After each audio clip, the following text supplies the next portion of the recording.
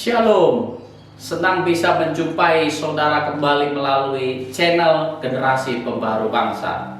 Doa dan harapan saya agar saudara semua selalu dalam keadaan sehat dan penuh berkah.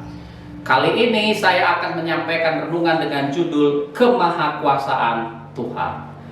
Saya yakin bahwa renungan ini akan menolong saudara untuk menyadari bahwa Tuhan selalu terlibat secara nyata di dalam kehidupan saudara sehari-hari, sehingga saudara pun memiliki rasa takjub yang semakin besar kepada Allah yang begitu mengasihimu. Namun sebelum saya mulai, jangan lupa subscribe, like, bunyikan loncengnya, dan share juga link video ini ke banyak orang, sehingga lebih banyak orang yang mendapat berkat dari firman Tuhan yang kami beritakan. Bagi yang sudah subscribe, saudara juga dapat memberikan komentar di kolom komentar. Dan bila saudara ingin melihat video-video kami yang lain, saudara dapat mengklik link video yang kami tempatkan di kolom deskripsi. Alkitab berulang-ulang mengabarkan kepada kita tentang kemahakuasaan Allah. Kemahakuasaan Allah itu kita artikan sebagai kemampuan Allah untuk melakukan segala sesuatu. Atau dengan kata lain, kemahakuasaan Allah membuat tidak ada yang mustahil bagi Allah. Marilah kita melihat 4 tindakan kemahakuasaan Allah di dalam kehidupan kita. Yang pertama, kemahakuasaan Allah dinyatakan melalui kesanggupannya mengatasi persoalan yang kelihatannya tidak dapat kita tanggulangi. Ketika Abraham telah berumur 90 tahun, Allah kembali menampakkan diri kepadanya. Kali ini Allah menyatakan dirinya sebagai Allah yang Maha Kuasa. Hal tersebut dicatat di dalam Kejadian pasal 17 ayat 1. Di dalam hubungan dengan kehidupan Abraham, kemahakuasaan Allah yang sanggup melakukan segala sesuatu dinyatakan dengan cara membuat Sarah, istri Abraham yang telah berumur 90 tahun, bisa mengandung dan kemudian melahirkan seorang anak laki-laki yang diberi nama Ishak. Karena Sarah telah berumur 90 tahun, maka sebenarnya secara fisik tidak ada kemungkinan bagi Sarah untuk bisa mengandung dan melahirkan anak. Justru keadaan Sarah yang telah tua menunjukkan bahwa kelahiran Ishak merupakan pertunjukan tentang kemahakuasaan Allah di dalam kehidupannya. Jadi dengan Sarah yang sudah berusia 90 tahun lalu kemudian mengandung dan melahirkan anak, itu merupakan suatu tindakan nyata tentang kemahakuasaan Allah bagi Abraham dan juga Sarah. Bagi Abraham adalah hal yang mustahil untuk Sarah yang telah berumur 90 tahun bisa mengandung dan melahirkan seorang anak. Tetapi bagi Allah hal itu adalah sangat mungkin. Jadi melalui kisah ini seharusnya kita dapat menyerahkan seluruh persoalan kita kepada Tuhan. Mungkin persoalan-persoalan itu sangat mustahil untuk diselesaikan seperti yang terjadi pada Abraham dan Sarah tadi. Tetapi bagi Allah tidak ada yang mustahil. Yang kedua, kemahakuasaan Allah dinyatakan melalui kesanggupannya untuk mengubah masa depan. Pada zaman Yeremia, Tuhan berjanji kepada bangsa Yehuda bahwa kebun dan ladang yang telah dirampas oleh musuh akan dibeli dan dijual kembali sebagaimana tercatat di dalam Yeremia pasal 32 ayat 15 dan ayat 17. Pada waktu itu Yehuda sudah diangkut ke dalam pembuangan di Babel, suatu negeri yang jauh dari tanah Yehuda. Dalam pembuangan tampaknya tidak ada kemungkinan untuk bangsa Yehuda bisa kembali ke tanah pusaka mereka dan memiliki tanah mereka kembali.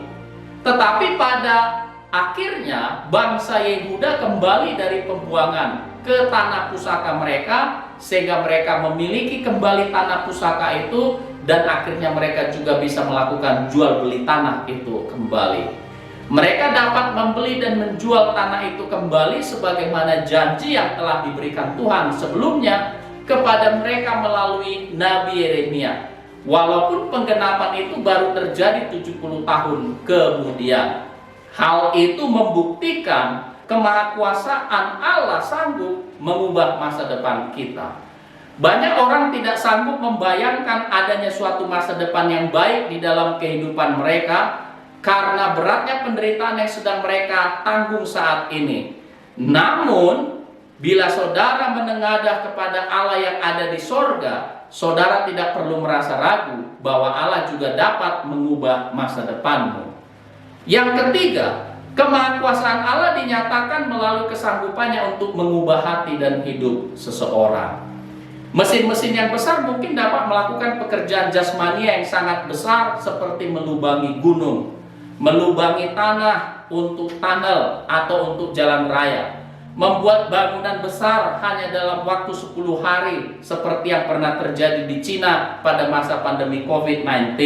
Mereka sanggup membuat rumah sakit dengan 1000 kamar hanya dalam waktu 10 hari, membuat pesawat besar dan lain sebagainya. Namun tidak ada mesin-mesin bahkan kekuatan manusia yang sanggup mengubah kehidupan seseorang. Tetapi Allah sanggup melakukannya. Hanya Allah yang sanggup mengubah orang berdosa menjadi orang benar. Hanya Allah yang sanggup mengubah orang binasa menjadi orang selamat. Dan hanya Allah yang sanggup mengubah orang jahat menjadi manusia baru di dalam Kristus.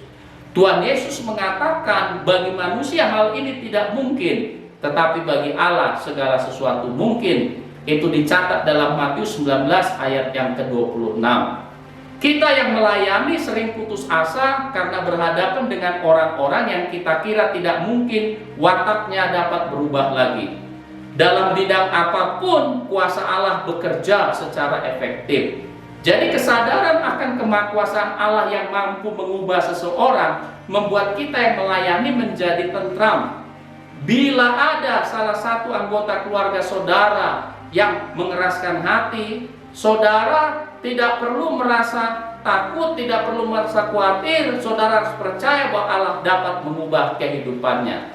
Ingatlah bahwa tidak ada kekuatan manusia yang sanggup mengubah hati seseorang. Kesanggupan untuk mengubah hati seseorang hanya ada pada Tuhan. Saudara dapat berdoa dan berserah supaya Allah menjamah dan mengubah keluarga kita atau orang-orang yang kita layani, karena Allah sanggup mengubahkan kehidupan mereka. Yang keempat, kemahakuasaan Allah dinyatakan melalui kesanggupannya untuk memelihara kehidupan kita. Saat Israel keluar dari Mesir selama 40 tahun, mereka berjalan di padang gurun. Mereka tidak memiliki tanah untuk ditanami. Mereka tidak memiliki padang untuk menggembalakan ternak. Tidak ada jaminan bahwa kebutuhan jasmani mereka dapat terpenuhi di padang gurun itu. Namun setiap hari Allah menurunkan manna kepada mereka, dan saat petang memberikan burung puyuh. Mereka berjalan tetapi kaki mereka tidak menjadi bengkak, kasut mereka tidak menjadi rusak, pakaian mereka tidak menjadi usang. Perjalanan Israel selama 40 tahun di padang gurun adalah bukti tentang kemahakuasaan Allah yang sanggup memelihara kehidupan kita, bahwa Allah sanggup mengaruniakan segala sesuatu yang kita perlukan.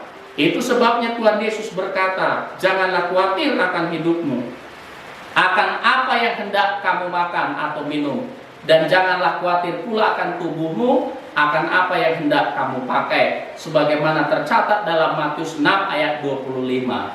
Amin. Saksikan terus video-video kami selanjutnya. Tuhan Yesus memberkati.